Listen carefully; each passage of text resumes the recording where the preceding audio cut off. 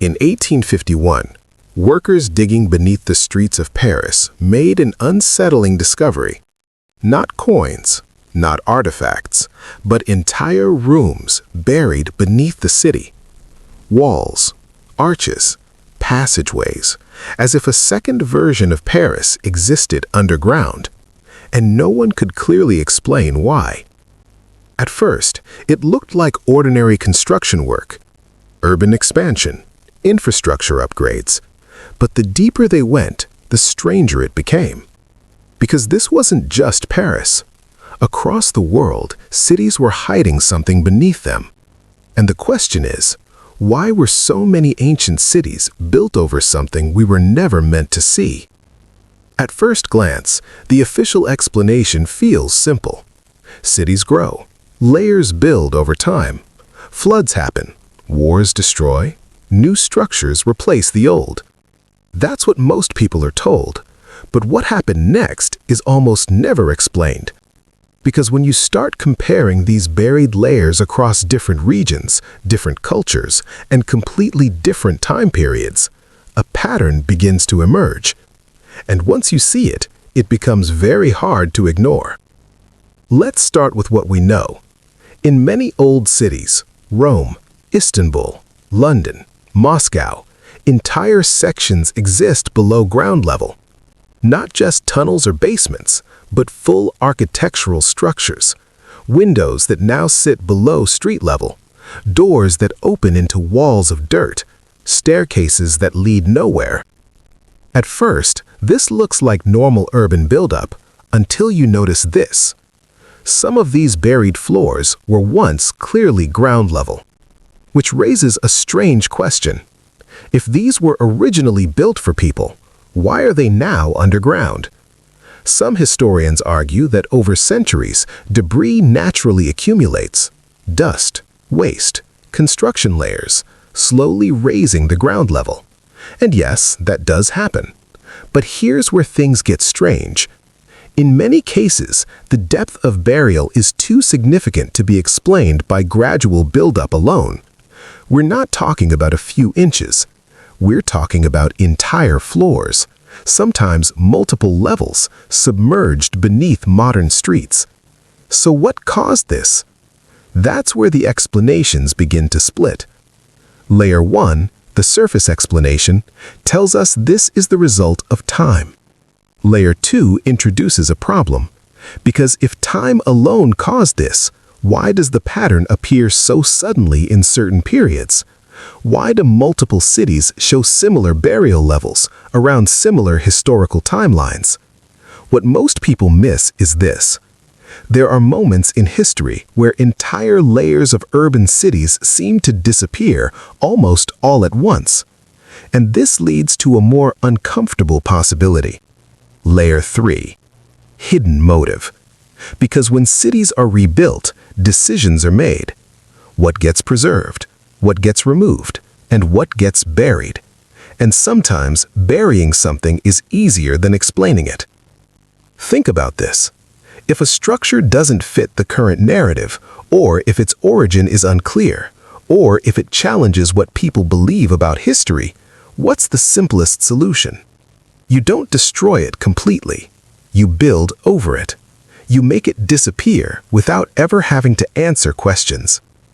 Now, this might sound extreme, but there is another way to look at this. Throughout history, control over information has always been tied to control over power. And cities are more than just places where people live. They are symbols of civilization. They tell a story about who we are and where we came from. So what happens when that story doesn't align with reality? This is where pattern recognition begins. Because this isn't isolated.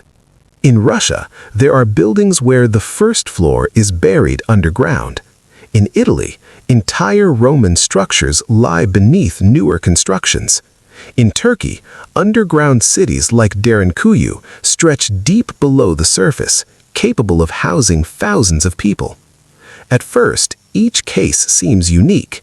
Different reasons, different explanations. But step back and look at the pattern. Structures below, modern layers above, and a gap in understanding between them. And this is where things get even more interesting, because sometimes these buried structures show signs of advanced engineering, ventilation systems, water channels, symmetrical layouts, not random ruins, but intentional design. Which raises another question. Were these structures always meant to be underground, or did they become underground later? Some researchers suggest catastrophic events, floods, mudslides, sudden environmental shifts, events powerful enough to bury entire sections of cities. And if that's true, why isn't this more widely discussed? Why don't we learn about large-scale burial events affecting multiple regions? This is where the narrative becomes less clear, because acknowledging such events would change how we understand history. It would suggest that civilizations may have experienced disruptions far more significant than we're told. And that leads us to layer 4, pattern recognition. Because once you start looking, you see it everywhere. Old photographs showing partially buried buildings, historical records describing cities being reset or rebuilt, architectural inconsistencies that don't quite make sense. At first, these seem like small details, but together they form something larger, a system. And this system suggests something important, that history may not be as continuous as we think, that there may have been interruptions, resets, moments where what existed before was covered, replaced, or forgotten. And here's the part that's hardest to ignore. Buried beneath these cities are traces of people, lives that existed before the current version of history, communities that built, lived, and disappeared. Not dramatically, not suddenly, but quietly, under layers of time and reconstruction. And here's the part that's hardest to ignore.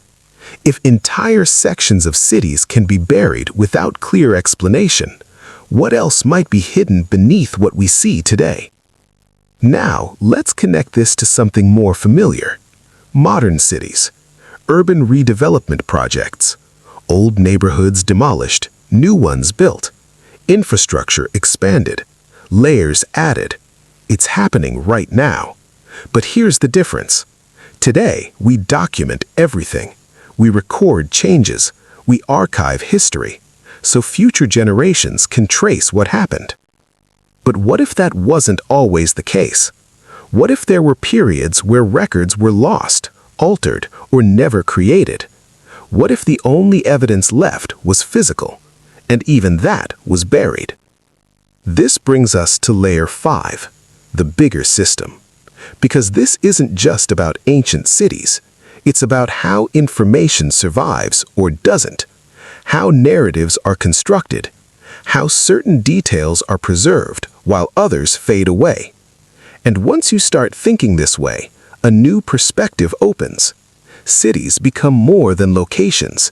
They become layers of decisions, each layer representing choices made by those in power. What to show, what to hide, what to build over. And suddenly, those buried structures don't feel random anymore. They feel intentional. Now, this means there isn't a single explanation. History is complex. There are natural processes. There are human decisions. There are events we fully understand and others we don't. Some historians argue that the burial of buildings is simply the result of urban evolution. Others suggest more abrupt causes. And some believe we're only seeing fragments of a much larger picture. And maybe all of these perspectives are partially true, because reality is rarely simple. But what remains undeniable is this: the pattern exists. Cities across the world built over something older, structures beneath structures, stories beneath stories, and a gap between them that isn't fully explained. Now, imagine this. You're walking through an old city. The streets feel normal. Buildings rise around you. Everything looks familiar. But beneath your feet, There could be another level, another version of that same place, older, forgotten, hidden, and you would never know unless someone showed you. That's what makes this so compelling, not the idea of a conspiracy, but the realization that history is layered, and we only see the top layer. Everything else requires digging, literally and metaphorically. And maybe that's the real reason this topic captures so much attention, because it challenges something fundamental, the idea that what we see is the full story, when in reality it might just be the surface.